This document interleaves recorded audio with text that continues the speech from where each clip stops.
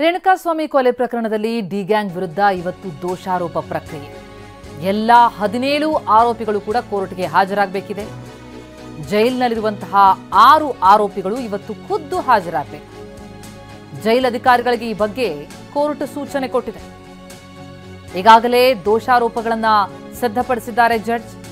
ಆ ಆರೋಪಗಳನ್ನು ಎಲ್ಲರಿಗೂ ಓದಿ ಹೇಳಲಿದ್ದಾರೆ ನ್ಯಾಯಾಧೀಶರು. ಆರೋಪಿಗಳು ಆರೋಪ ನಿರಾಕರಿಸಿದ್ರೆ ಸಾಕ್ಷ್ಯ ವಿಚಾರಣೆ ಆರಂಭ ಆಗುತ್ತೆ.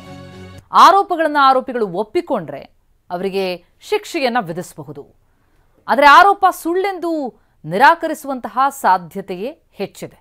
ಏನು ಹೇಳಬೇಕು ಅಂತ ವಕೀಲರಿಂದ ಸೂಚನೆಯನ್ನ ಪಡ್ಕೊಂಡಿದೆ ಗ್ಯಾಂಗ್.